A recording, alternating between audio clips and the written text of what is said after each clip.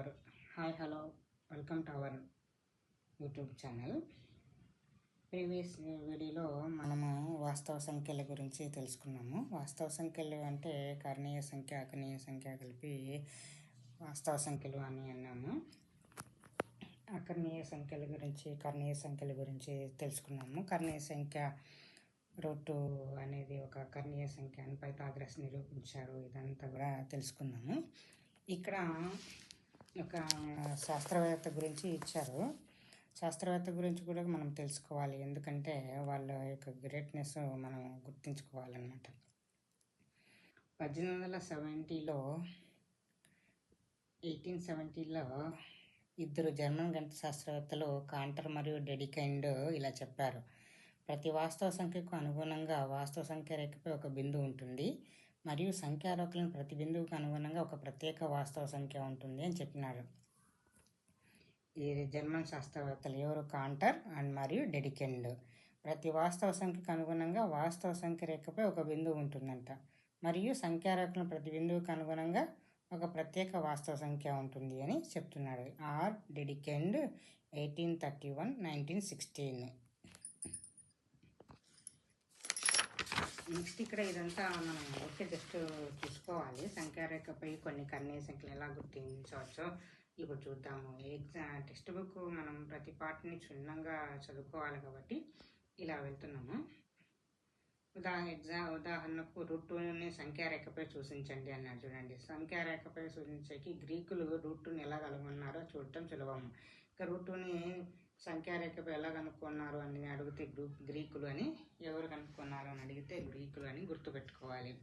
గ్రీకులు ఇది ఎలా యూజ్ చేశారు అంటే పైథాగరస్ సిద్ధాంతాన్ని ఉపయోగించి మనకు రూట్2ని సంఖ్యారేఖపై సూచించడం జరిగింది.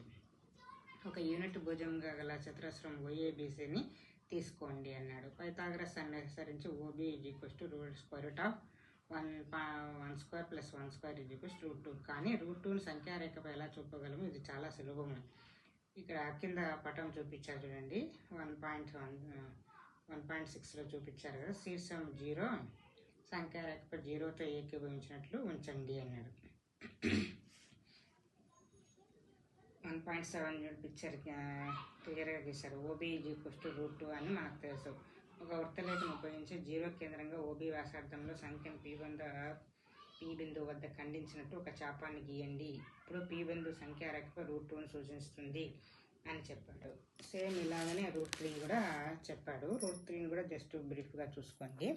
√3ను సంఖ్యారేఖపై సూచించండి అన్నాడు కదా, సేమ్ యాజ్ ఇట్ ఈజ్గా చేశాడు. ఒక యూనిట్ డిస్టెన్స్తో తీసుకొనేసినాడు. ఒక యూనిట్ పొడవు గల BDని OBకి లంబంగా ఉండే విధంగా గీయండి అన్నాడు. చూడండి, ఇప్పుడు పైథాగరస్ సిద్ధాంతం ప్రకారం OD √2² + 1 ఇది కొంచెం ఎక్స్టెన్షన్ √3 కనుక్కోవడానికి. కాబట్టి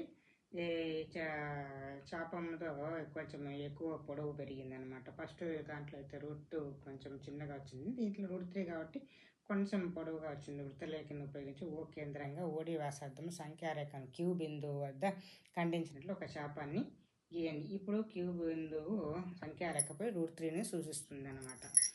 అలాగనే మనకు √4 అయితే కొంచెం ముందుకు వస్తుంది అనమాట. Dని పొడిగించాలి. ఇదే విధంగా ఏదైనా ధనపూర్ణ సంఖ్యకు Nకు √n-1ను సంఖ్యారేఖపై సూచించిన తర్వాత √n ను సూచించవచ్చు. ఇదే విధంగా ఏదైనా ధనపూర్ణ సంఖ్యకు Nకు √n-1ను సంఖ్యారేఖపై సూచించిన తర్వాత √n ను సూచించవచ్చు అంటున్నారు. అంటే ధనపూర్ణ సంఖ్య 3 తీసుకున్నాం అనుకో, √3 - 2ని సంఖ్యారేఖపై ఎలా సూచించవచ్చు అని చెప్తున్నాడు. ఇది మనకు ఫార్ములా టైప్ అనమాట. ఎక్సర్సైజ్ 1.2. క్రింది ప్రవచనాలు సత్యమా అసత్యమా? మీ సమాధానాన్ని సమర్థించండి అంటున్నాడు. ప్రతి కర్ణీయ సంఖ్య ఒక వాస్తవ సంఖ్య. మనం వాస్తవ సంఖ్య అంటే తెలుసుకున్నాము. కర్ణీయ సంఖ్య, అకర్ణీయ సంఖ్య కలిపి వాస్తవ సంఖ్య అవుతుంది అన్నమాట. వాస్తవ సంఖ్య అంటే కర్ణీయ సంఖ్య కానీ అకర్ణీయ సంఖ్య కానీ ఏదో ఒకటి అయి ఉండాలి. కాబట్టి కర్ణీయ సంఖ్య అనేది వాస్తవ సంఖ్య అవుతుంది. సంఖ్యారేఖపై ప్రతి బిందువు √m రూపంలో ఉంటుంది. ఇక్కడ m అన్నది ఒక సహజ సంఖ్య. ఈ సంఖ్యారేఖపై ప్రతి బిందువు √m రూపంలో నమ్మాల్సిన అవసరం లేదు, కాబట్టి ఇది అసత్యం. ప్రతి వాస్తవ సంఖ్య ఒక కర్ణీయ సంఖ్య అన్నమాట, కానీ ప్రతి వాస్తవ సంఖ్య కర్ణీయ సంఖ్య కాదు. ఎందుకంటే దాంట్లో అకర్ణీయ సంఖ్య ఉంటుంది, కర్ణీయ సంఖ్యలు రెండు ఉంటేదే వాస్తవ సంఖ్య, కాబట్టి ఇది అసత్యం అవుతుంది. ప్రతి పూర్ణ సంఖ్య యొక్క ధనాత్మక వర్గమూలం కర్ణీయమా? కానట్లయితే ఒక పూర్ణ సంఖ్య యొక్క వర్గమూలము అకర్ణీయ సంఖ్యయే అయ్యే ఉదాహరణలు ఇవ్వండి అంటున్నాడు.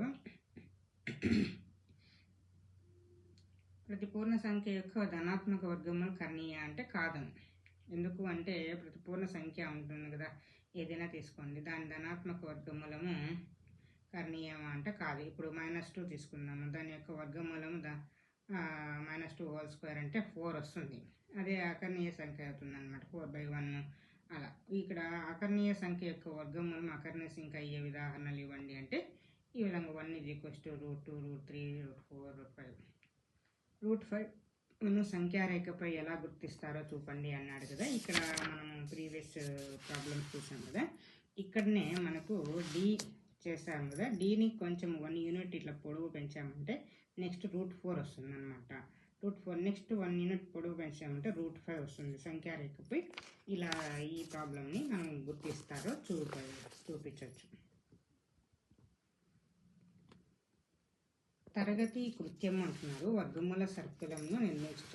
ఇది మనకేం పెద్దగా లేదు, జస్ట్ బ్రీఫ్గా చూసుకుందాం అంతే. ఎగ్జామ్లో వర్గమూల సర్కిలం నిర్మించుట అని ఇదేని అడగచ్చాము. ఒక పెద్ద సైజు కాగితాన్ని తీసుకొని క్రింద సూచించిన సోపానాలను అనుసరించి వర్గమూల సర్కిలంను నిర్మించండి. 0 బిందువు నుండి ప్రారంభించి 1 యూనిట్ పొడవు గల రేఖాఖండం OP1ని గీయండి.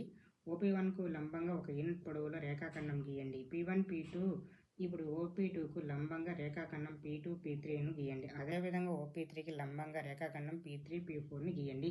ఈ విధంగా కొనసాగించిన 1 యూనిట్ కొలతలతో OPN-1కు లంబంగా గీచినప్పుడు మనకు PN-1 PN రేఖాఖండం వచ్చును. ఈ విధంగా మనం P2, P3, PN బిందువు నిర్మించి వాటిని కలిపినప్పుడు అందమైన సర్పిలము √2, √3, √4 డాష్లను సూచిస్తుంది అన్నమాట.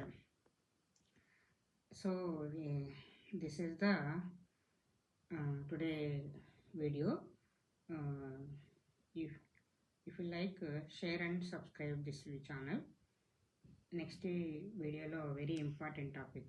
Next topic is very important in exams time. Thank you for watching.